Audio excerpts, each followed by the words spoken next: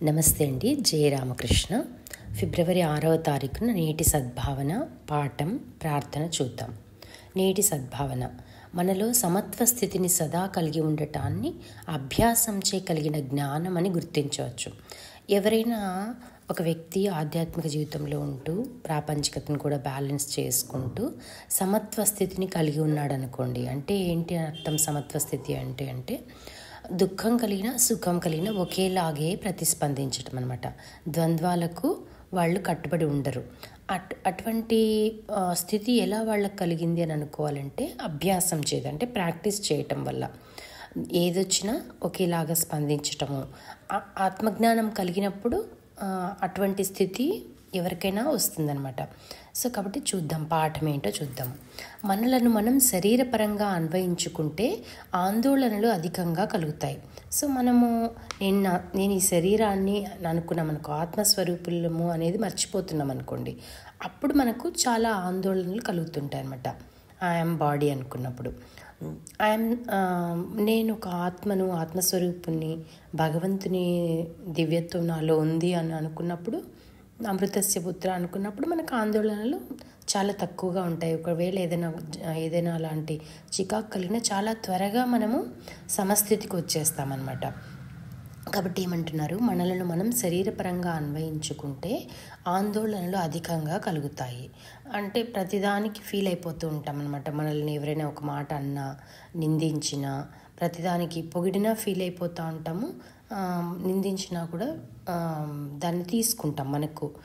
ఎందుకంటే మనము ఈ శరీరము, నేను పలానా పేరు నాది, నేను పలానా డిగ్రీ చేశాను, పలానా ఆస్తులు ఉన్నాయి నాకు, అట్లా మనము ఉన్నప్పుడు ఆందోళన అధికంగా ఉంటుంది అని చెప్తున్నారు అనమాట.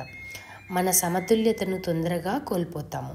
కానీ మనల్ని మనం ఆత్మస్వరూపులుగా భావించినప్పుడు స్థిరంగా ఉండగలుగుతాము. మనం ఈక్వల్గా బ్యాలెన్స్డ్గా ఉండడాన్ని కోల్పోతామన్నమాట, అట్లా శరీరతత్వాన్ని అనుకుంటే కనుక. కానీ మనల్ని మనం ఆత్మస్వరూపులుగా భావించినప్పుడు స్థిరంగా ఉండగలుగుతాము. కాబట్టి మనల్ని మనము ఆత్మస్వరూపులుగా భావిస్తూ స్థిరంగా ఉండటం అభ్యాసం చేయాలన్నమాట. అల్ప మనస్కులకు చికాకులు అతి త్వరగా వస్తాయి. సో ఎవరైతే నారో మైండెడ్గా ఉంటారో వాళ్ళకి చికాకులు త్వరగా వస్తాయన్నమాట. మనోవైశాల్యం గల వారిలో సమత్వ స్థితి సదా నెలకొని ఉంటుంది. సో మనస్సుని మనం ఎంతకంతకు మన ఫ్యామిలీ, మనము, మన చుట్టాలు అనే కాకుండా ఇంకా నా ఊరు, నా దేశము, ఈ ప్రపంచము అని అలా మన ప్రేమను విస్తరిస్తూ వెళ్ళామనుకోండి, అప్పుడు సమత్వ స్థితి సదా వాళ్ళలో డిస్టర్బ్ అవ్వకుండా ఉంటారనమాట. సదా సమత్వ స్థితిలో ఉంటారు. మన లక్ష్యాన్ని, ఆదర్శాన్ని చేరుకునేందుకు జీవితాన్ని పణంగా పెట్టి అయినా ఫలితం సాధించాలనే తెగింపు ఉన్నప్పుడు, లక్ష్యమే మన గమ్యం అయినప్పుడు జీవితంలోని ఇతర సంఘటనలు మనపై అంతగా ప్రభావం చూపలేవు. కాబట్టి మనకు ఒక లక్ష్యం, మనకు ఒక ఆదర్శం ఉంది. అది ఏ ఆదర్శం మనం అనుకుంటున్నాము? ఆధ్యాత్మిక ఆదర్శము. అది ఉన్నప్పుడు దానికోసం నేను నా జీవితాన్నే పణంగా పెడతాను, దేన్నైనా కోల్పోతాను దానికోసం, అది సాధించడానికి కోసం అని అనుకున్నాం అనుకోండి, అప్పుడు వేరే ఏ పరిస్థితులు కూడా మన పైన అంతగా ప్రభావం చూపించవన్నమాట. అందువలన అన్ని పరిస్థితుల్లో మనం నిబ్బరాన్ని కలిగి ఉండటం సాధ్యమవుతుంది. అట్లాంటి వాళ్ళు ఎప్పుడూ కూడా మనస్సంతా ప్రశాంతంగా ఉంచుకుని సమత్వ స్థితిలో ఉంటూ నలుగురికి ఆదర్శంగా ఉండగలుగుతారనమాట. ప్రార్థన. నిర్వికార సర్వాంతర్యామి, నీ పట్ల గల విశ్వాసంతో అవరోధాలను అధిగమించే శక్తిని ప్రసాదించు. కాబట్టి మనం భగవంతుని విశ్వసిస్తూ ఆయనే చేస్తున్నాడు అని అనుకుంటే, అప్పుడు మనము ఏవైనా అవరోధాలు కలిగినా వాటిని ఎదుర్కొనే శక్తి మనకు వస్తుందన్నమాట. ఆ శక్తిని ప్రసాదించు తండ్రి అని కోరుకుంటున్నాము. అందువలన నెమ్మదితనంతో ప్రశాంతంగా ఉండగలను. కాబట్టి ఎప్పుడైతే భగవంతుని మీద పూర్తిగా ఆధారపడి సర్వస్వ శరణాగతి అవుతామో, అప్పుడు మనము ఆందోళనల నుంచి బయటపడి ప్రశాంతంగా నెమ్మదిగా ఉండగలుగుతాం అన్నమాట. అప్పుడు బీపీలు ఇవన్నీ ఉండవు మనకు. నాలోని భయాలను, ఆందోళనలు పోగొట్టేందుకు సహకరించు అంటున్నారు.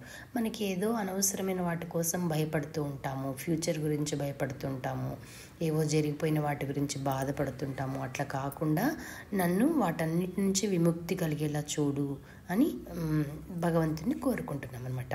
ప్రార్థన. అందువలన నీ రక్షణలోని చైతన్యపు వెల్లువలో విశ్రాంతి పొందుతాను. భగవంతుడితో మనం రక్షించబడుతున్నాము అని ఫీల్ అయ్యామనుకోండి, అప్పుడు ఏమవుతుంది, భగవంతుని యొక్క శక్తిలో మనం విశ్రాంతి పొందుతామన్నమాట. అంతగా మనము ప్రతి నిమిషము భగవంతుని మర్చిపోకుండా నమ్ముతూ ముందుకెళ్తూ ఉండాలి జీవితంలో అని చెప్తున్నారు. కాబట్టి టేక్అవే పాయింట్స్ చూసుకుంటే, మనము సమత్వ స్థితిని ఎలా కలిగి ఉండాలి, ఆందోళనల నుంచి ఎలా బయటపడాలి, మనోనిబ్బరం ఎలా కలిగి ఉండాలి, మనోవైశాల్యాన్ని ఎలా సాధించాలి, ఇవన్నీ మనం అర్థం చేసుకుంటూ ఈ రోజుకి ప్రాక్టీస్ చేసుకుంటూ మనల్ని మనం చెక్ చేసుకుంటూ ముందుకు వెళ్ళొచ్చు. ప్రార్థనలో వచ్చేసి నాలో నెమ్మదిగా ఉండే తత్వాన్ని ఇవ్వు, నాలో భయాల్ని ఆందోళనని పోగొట్టు అని ప్రార్థన చేయొచ్చు అనమాట. కాబట్టి ఏ రోజుకు ఆ రోజు మీకు ఏ పాయింట్ నచ్చితే ఆ పాయింట్ని మనం ప్రాక్టీస్ చేసుకుంటూ ఆధ్యాత్మిక జీవితంలో మంచి లక్షణాలను మనవిగా చేసుకుంటూ ముందుకు సాగుతున్నాము ఈ అంతరంగ అన్వేషణలో. ఫిబ్రవరి మాసం అంతా కూడా దృఢ నిర్ణయం అనే దాని గురించి ప్రతిరోజు నేర్పిస్తున్నారనమాట మనకి. మనం అర్థం చేసుకుంటూ ప్రాక్టీస్ చేస్తూ ముందుకు వెళ్దాము. Thank you so much. జై రామకృష్ణ.